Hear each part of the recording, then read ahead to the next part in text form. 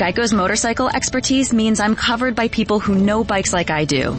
I'm happy as a clam. Disclaimer. No conclusive scientific research has shown clams can experience happiness. I just meant that I feel really good about my coverage. I mean, even if you took the clam out for the best day ever, visiting the zoo, taking a scenic ride, knowing you're insured by specialists, and sharing a strawberry ice cream cone together, the clam would not feel happy, and your strawberry cone would taste sort of clammy. Ew. Geico's motorcycle specialists who know bikes like you do assume no liability for clammy ice cream cones. Geico. Expertise for your motorcycle.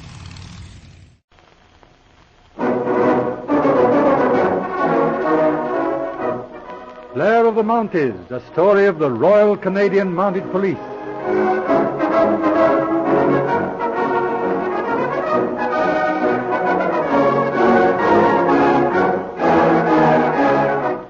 We present the 20th episode in Blair of the Mounties, being the second part of the story of the Canada Western Bank robbery. In the first part of our story, news of the robbery of over $100,000 in currency breaks. Two men are arrested on suspicion. Mason, the bank cashier, and old Danny McBrennan, the night watchman, an ex-member of the Mounties. Blair goes into action in defense of old Danny. As our scene opens, we find Blair and Marshall discussing the case at police barracks. But, Sergeant, do you mean to say that you have the solution to this thing? Yes, I've got the solution. And you know who did it? Yes, I know who did it. Well, but I don't follow all this. Now, have a little patience, Marshal. I've given the lead to the city police. It's their job, you see. And if my idea works out, we ought to know something in a little while. In the meantime, let's go over the whole case. Perhaps you'll see what I'm driving at. Now, what happened first? And mind you don't miss the little thing. The first thing was that Danny McBrennan, night watchman at the bank, states that at 11:05 last night, the manager, Blake Fishbury, drove up to the bank in a cab. Anything suspicious in that statement? Well, not suspicious, but unreasonable. Fishbury was proved to be out of town at that time, attending a public function where lots of prominent people saw him. And what do you conclude from that? That Danny was either lying or that he was mistaken. Or that he wasn't mistaken and wasn't lying. What? But that's impossible. Well, we'll pass that up for the present. What's the next item in Danny's statement? He said that the bank manager gave him a $10 bill, sent him to the Craven Hotel for some cigars. The Craven house is 12 blocks away from the bank, and it took Danny 20 minutes. Yes. Now we switch over to the statement of Mason, the cashier. He was working late in the bank. He, too, swears that Fishbury, the manager, came in at about 11:05 and chased him off to bed. Mason immediately went upstairs to his quarters over the bank, or so he says. It's funny that neither of these men remarked on their surprise at seeing the manager back from his trip. Bravo, Marshal. That's an important point. It brings up a possibility, but we'll pass that one, too. Let's get on. What next? The next thing is that Danny gets back with the cigars and finds the manager gone. That makes him suspicious. He goes upstairs and gets Mason, the cashier.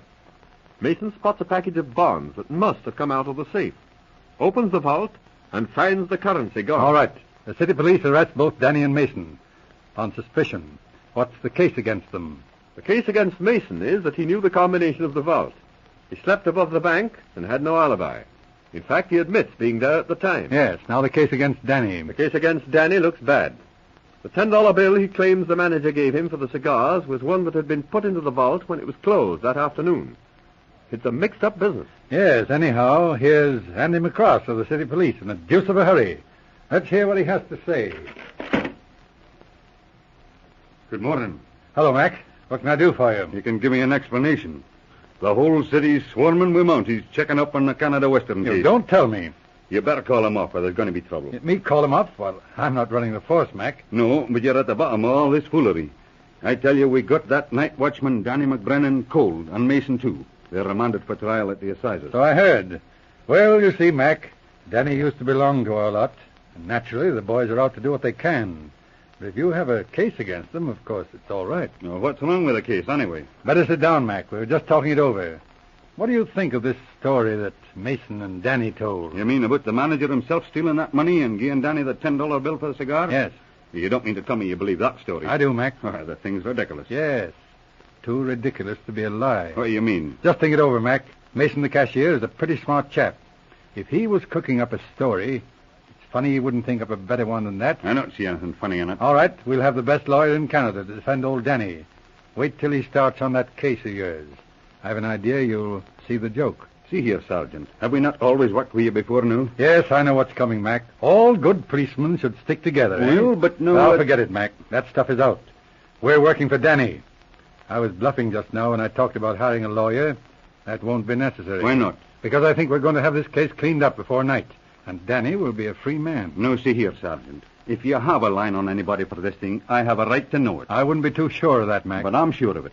And another thing, you've got 50 men out on this watching the roads and the trains out of the city and checking up hotels. And if you don't pull them off, there'll be a complaint into the Commissioner by noon from the mayor of the city. See here, Andy McCross.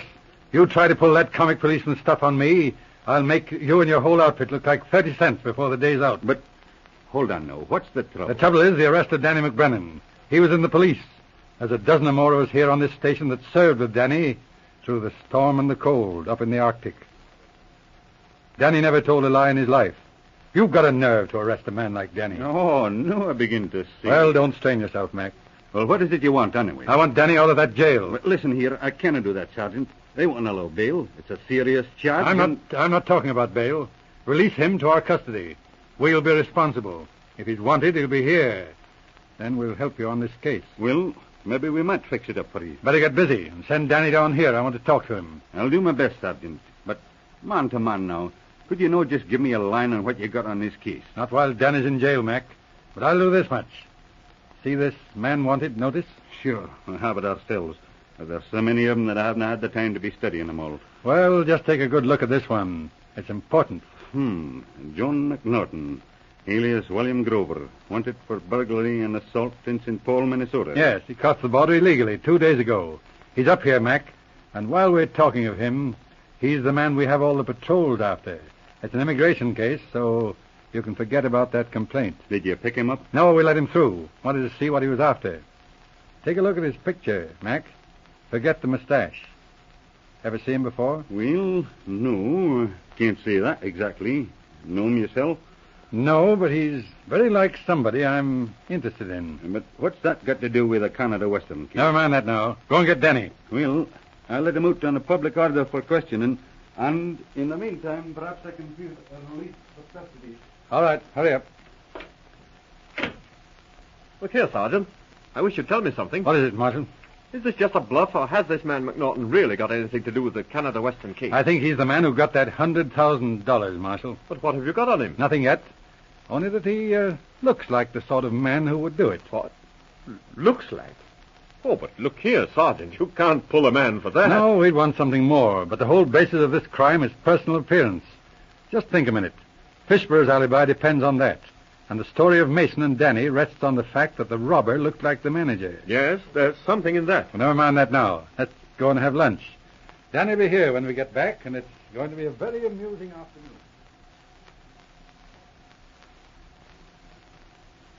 I tell you, I have to see him. Sure didn't he send for me? Here's Danny, Sergeant. Oh, hello, Danny. Come in. How are you feeling? Well, you know, Sergeant, it was mighty fine of you to get me out of that jail. That's all right, Danny.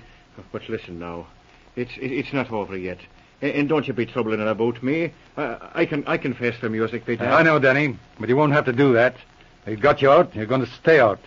Now, just answer me one question. When you searched the manager's office last night, what did you find? There wasn't a thing out of place. But in that little room behind the office. Get this down, Marshal. Well, yes, it's a little room with a sofa in it and a wash basin. What did you find there? Well, there was a grey suit thrown on the sofa. It's Mr. Fishburne's. Sure, I hung it up on the stand. That's all. Did you phone McCross, Marshal? Yes. I told him to ask Mr. Fishburne to go over to the city police station for an interview. He'll be there by now. All right. And what about that other thing? I fixed that up, too. Sent Forsyth and Palmer down with a warrant to arrest John McNaughton in room 47, Craven Hotel. If he was there, they should have him down to the city police headquarters by now. Good. We ought to be hearing from our friend Mac pretty soon. What can they do without any evidence, Sergeant? Hadn't we better be going down? McCross is expecting you. No, I'm going to stay here, Marshal. I'm interested to hear what happens when that bank manager sees McNaughton. But what about all this evidence? Hadn't we better get it into shape? Somehow I don't think we'll need it, Marsh. Not at present, anyway. If those two men come together, I believe we'll get the whole story without any questioning. Sergeant. Hello? Hello, Mac. What's wrong? Why, I never saw such a thing in my life. What? We got the bank manager down to the station, and we were stalling around waiting for you. And when the door flew open, and them boys of yours brought in McNaughton. Good. What happened? Oh, come away now. You can find what happened. This fellow McNaughton's the dead spitting image of Fishburne, where there's a like as two peas. But what happened? Oh, they flew at their throats, and when I got 'em apart in 5 minutes, we had the whole story. Listen, who is this McNaughton fella? He might be the twin brother of the other man. Not only might be, but he is. Did you get that money? Sure, we got the most of it. The boys find it down in McNaughton's room. Well, that's that. Come on, Danny, my lad. We'll go down and make out the release for you. I will not. Listen now, Wendy McCross. I'm going out for a drink with Sergeant Blair. Go away and get your dirty papers. Bring 'em into the office and wait till I get back. Well, whatever you say. Hold on now, Sergeant. There's just one or two things I can't get in this case. Is this McNaughton really twin brother to Fishburne? Yes, he's his brother. He tried to blackmail the manager. Fishburne was in trouble, so he planned that robbery. Well, what about that new $10 bill he gave Danny? Or rather, I suppose it was the brother who gave it to him. How did he get it before the safe was robbed? He got it out of the bundle that came in that day. But the teller checked the numbers. Checked them, yes. He looked at the starting and finishing numbers. I see. What's the importance of the gray Oh, suit? that wasn't important. Just the link that put me onto the plot. Fishburne took that gray suit for his brother to put on. The brother didn't use it. But when he got to the bank, he threw it out of the grip to make room for the money. Yes, it all fits in. Yes. Come on, Danny. I'll be with you, Sergeant. You have heard episode 20 in Blair of the Mounties. Tune in for the next episode in this series entitled The Goose Lake Robbery.